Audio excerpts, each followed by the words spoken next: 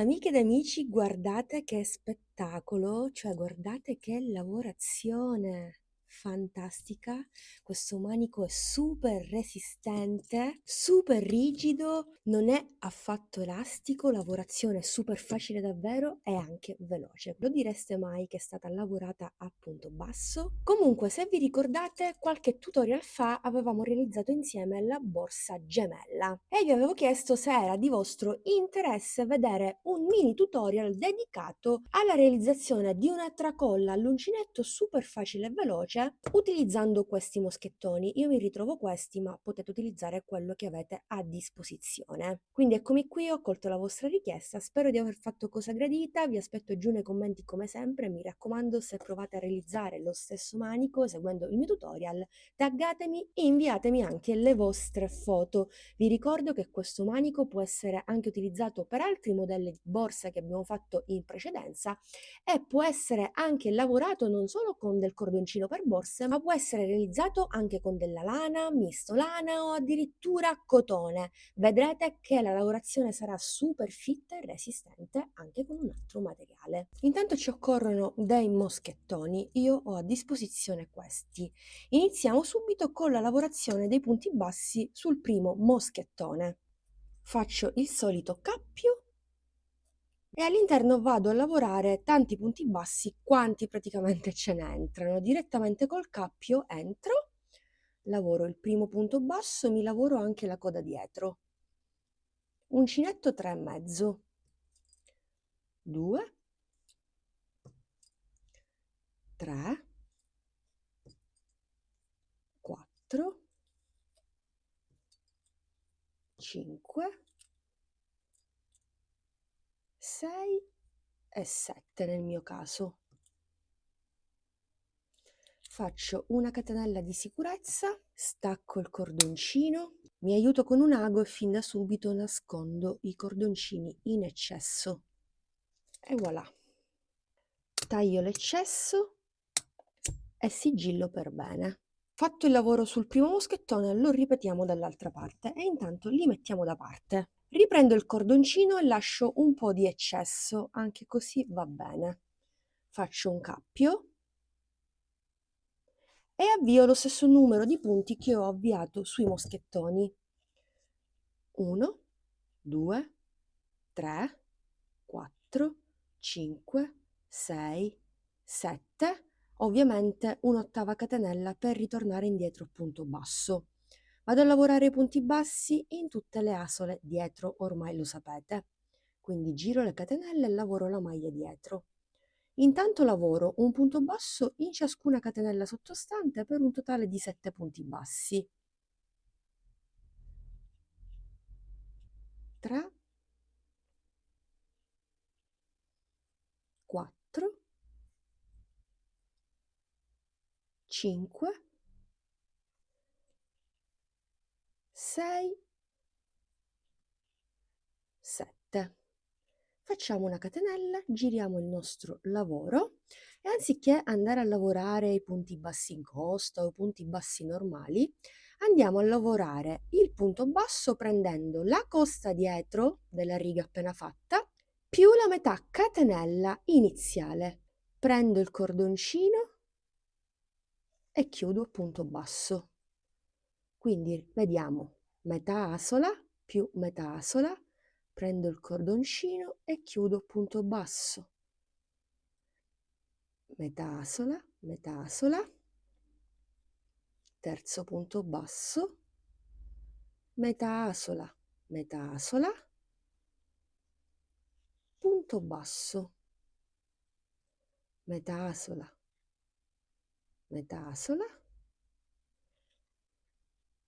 punto basso, metà asola con metà asola, quindi penultimo punto e chiudo.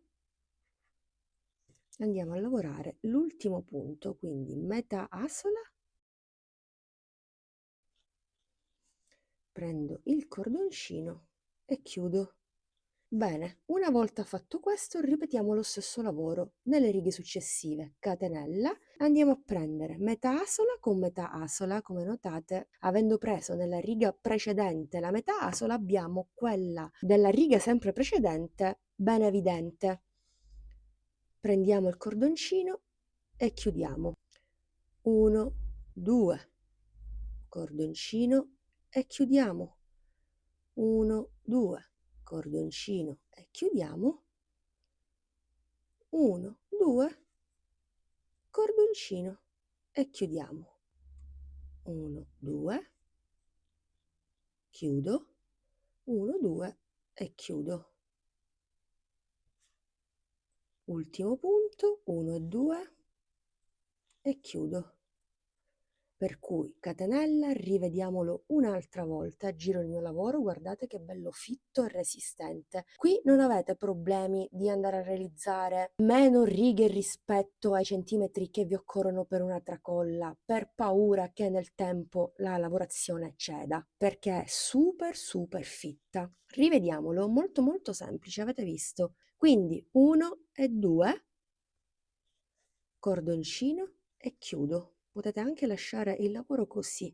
1, 2, più cresce più vi verrà comodo. Ovviamente le prime righe sono sempre quelle un po' più strette e un po', come dire, scomode da tenere sulle mani o sulla mano in questo caso. Quindi 1, 2, 1, 2, 1 e 2.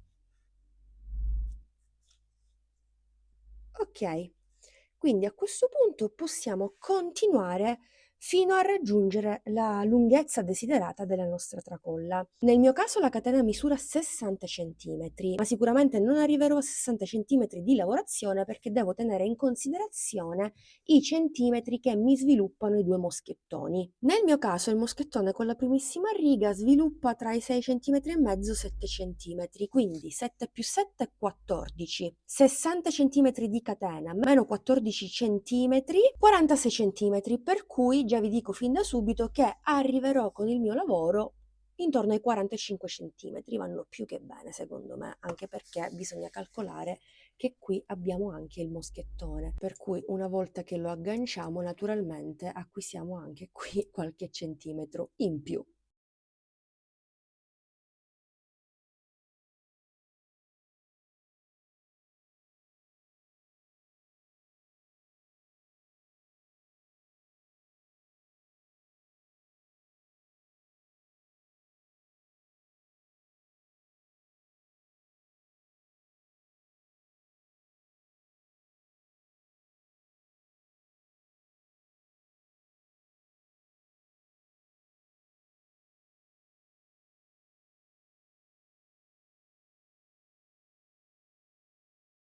Bene, amiche ed amici, ho terminato il mio lavoro, ho raggiunto i 45 centimetri di cui vi parlavo prima. Adesso possiamo staccare un po' di cordoncino per andare a cucire. Qui ho i punti bassi e le asoline. Intanto entro esattamente in questo modo, in questa asolina della riga precedente. Ok, così blocco per bene il filato e blocco anche questa asolina che abbiamo prima del punto basso. Da questo punto adesso non faremo altro che cucire punto basso con punto basso. Entriamo prendendo entrambe le asole, 1 e 2, stessa cosa, primo punto basso.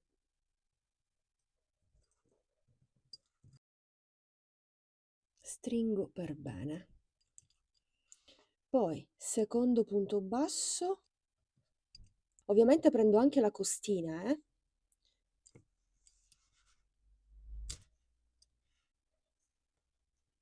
punto basso successivo, punto basso più costina e continuo fino a cucire tutti i punti.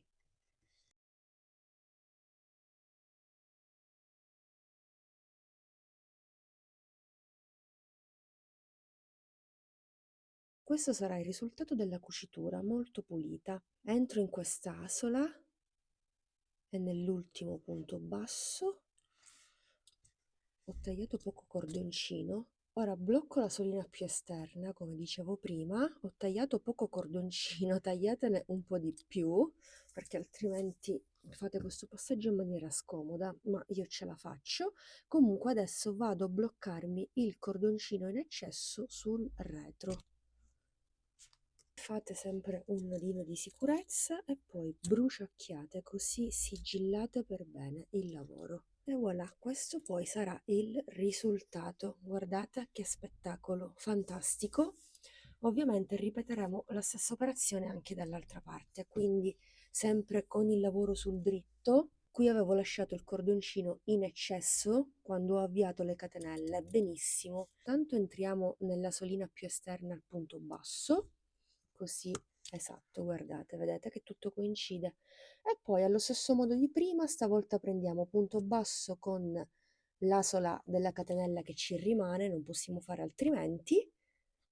Quindi 1, 2, stringiamo, 3, 4, perfetto, 5, 6, ultimo punto 7 con la settima catenella. Quindi inserisco in questa asolina e vado a bloccare anche la solina più esterna. Così. I punti ovviamente sono un po' strettini, ma non ha importanza. Ok, rientro qui e passo dietro, vado a bloccare il mio lavoro per bene. Stringiamo sempre, mi raccomando, mi posso bloccare anche qui, tanto tranquilli che non si vedrà nulla. Sappiamo solo noi che abbiamo fatto il nodino qui.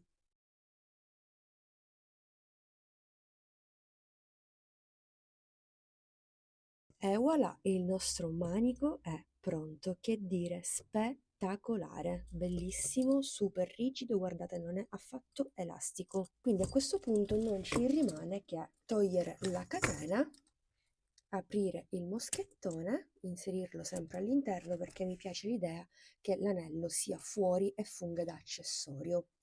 Metto sul dritto il tutto, apro il moschettone e voilà, che dire. La gemella è bellissima, guardate. Comunque se vi va potete fare il cinturino anche un po' più stretto. Ecco, magari vi faccio vedere meglio il cinturino.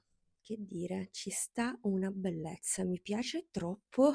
Credo proprio che la lascerò così, non metterò assolutamente la catena, ma lascerò questo manico stupendo e chi lo sa, magari ne realizzeremo altri. Io spero che questo video tutorial vi sia piaciuto, come sempre vi aspetto giù nei commenti, fatemi sapere se già conoscevate questo punto di lavorazione, se l'avete già usato o se per voi è anche una novità. Grazie come sempre per l'attenzione, per essere stati in mia compagnia, vi do l'appuntamento a dopodomani. Ciao!